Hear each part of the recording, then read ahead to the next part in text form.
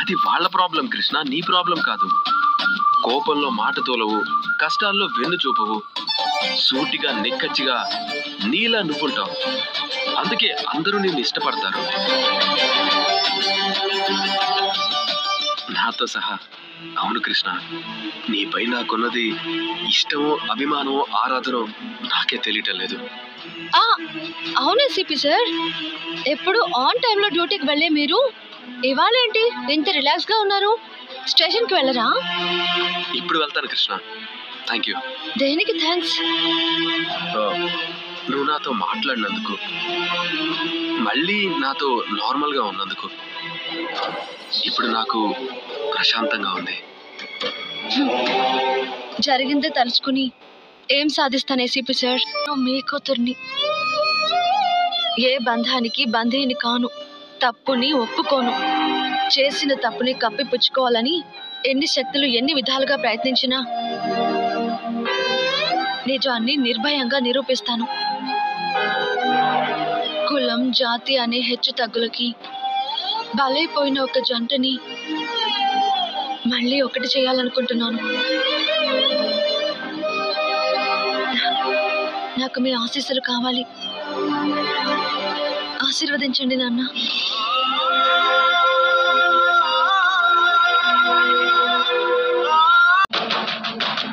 నా కనుసన్నల్లో కూడా నిలబడే అర్హత లేనివాడు ఈరోజు నన్నే అత్తగారు అని సంబోధించే స్థాయికి వెళ్ళాడు. ఇప్పుడు స్థాయి మారిందని, ప్రయోజకుడయ్యాడని ప్రదర్శించడానికి వచ్చాడు. అతని పొగరు తలబిరుసు చూస్తుంటే నాకింకా పగపగ మండిపోతోంది. వదిన, కృష్ణతో ఉన్న చనువు చూస్తుంటే వాడు నందిని విషయం తనకి చెప్పి ఉంటాడనిపిస్తుంది వదిన. చెప్పుండడన్నయ్య. ఈ నిజం తెలిస్తే కృష్ణ వెంటనే మురారికి చెప్పుండేది. ఇవన్నీ వద్దు ప్రసాద్, చెయ్యాల్సింది చేసే తీరాలి. మరోసారి వాడు మన ఇంటి గడప తొక్కడానికి గజగజ వణికిపోవాలి. ఈ ఊరి పొలిమేర వాడికి వీడుకోలు పలకాలి. వాడు ఎప్పటికీ మన పొలిమేర దాటి లోపలికి అడుగు పెట్టకుండా బలమైన కంచెలా వాడికి మనం కనబడాలి. ఏం చెయ్యాలో ఎలా చెయ్యాలో నేను చూసుకుంటాను. మీరు మాత్రం తొందర.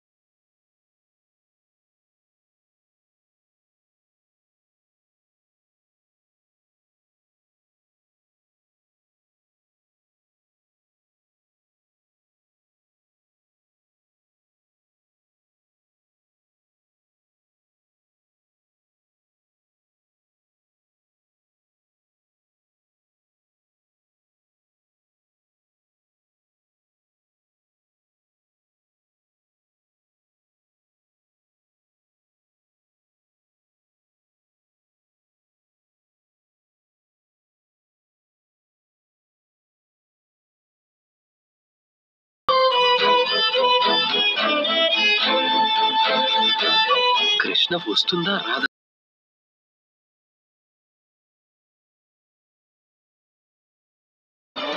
నిజంగా నేను రావాలని కోరుకున్నావా?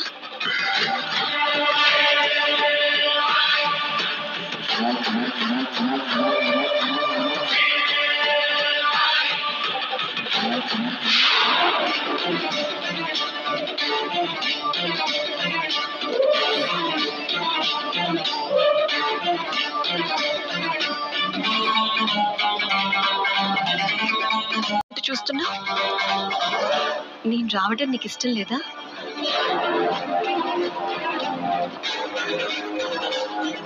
ఎవరి కోసం చూస్తున్నావు? నీకు తెలుసు. ఎందుకోసం ఎదురు చూస్తున్నావు? నాకు తెలుసు. ఎందుకు మురారి కృష్ణ రావాలి అని కోరుకుంటున్నావు? కృష్ణకి తెలుసు. మరి మన ప్రేమ సంగతి గురించి ఏం చేశావు? దేవుడికే తెలుసు. ఏంటి ఈ సమాధానాలు? ఏంటి ఆ ప్రశ్నలు? ఏంటి ఈ తెగింపు? తెగదెంపులు చేసుకోమంటావా? ఎవరితో? కృష్ణతో. మరి నా సంగతి? నీకు పెళ్ళైంది. ఆ ఆదర్శ్ లేడు, రాడు. నాకు పెళ్ళైంది. కృష్ణ ఉండదు, వెళ్ళిపోతుంది. వెళ్ళనివ్వను. అంత దాకా వస్తే నేనుండను. ఎందుకు మా కాపురంలో జోక్యం చేసుకుంటున్నావు?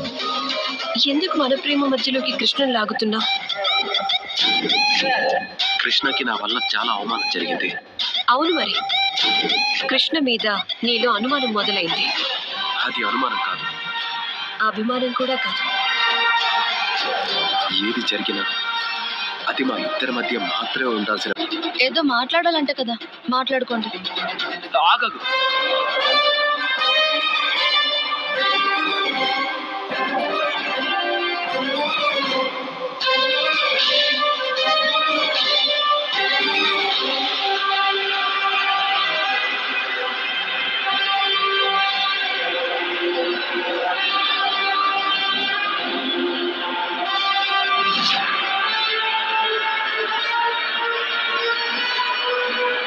నా చెయ్యి వదలండి ఏసీపీ సార్. మీకు నా చెయ్యి పట్టుకునే అర్హత లేదు. ఇప్పుడు చెప్పండి.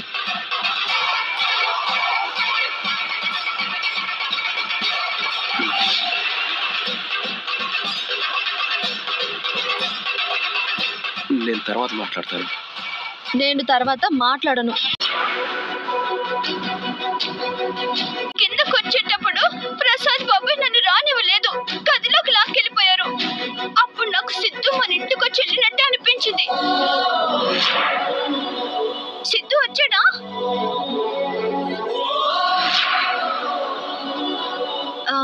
ఇందాకొచ్చింది సిద్ధు కాదు నందు, వేరే ఎవరో. నాకిప్పుడు సిద్ధు కావాలి. సిద్ధు అంటే బొమ్మ కాదు కదా, అడగగానే తెచ్చివ్వడానికి. నువ్వు వెళ్ళి పడుకో, కలలో నీకు సిద్ధు కనిపిస్తాడు. బోలుడన్ని కబుర్లు చెప్పుకో. అలాగే వెళ్ళి పచ్చుంటాను.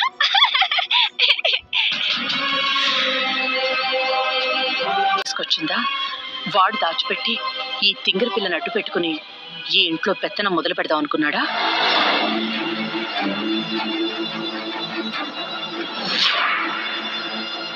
మీరేం అడగాలనుకుంటున్నారో నాకు తెలుసు అత్తయ్య, కానీ నేను మీలాగే బయటపడను. ఏయ్ రైట్.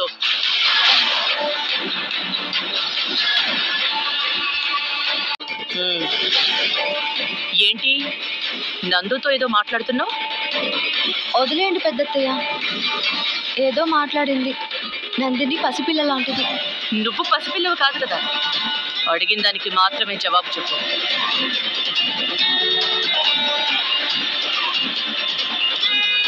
సిద్ధు సిద్ధు కావాలంట అత్తయ్య. సిద్ధు పదే పదే గుర్తొస్తున్నాడంట అత్తయ్య.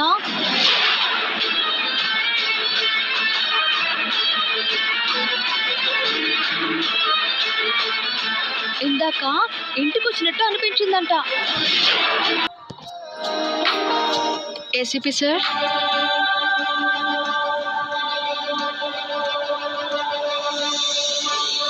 ఏంటి టెన్షన్గా ఉన్నట్టున్నారు? టీ తాగుతారా?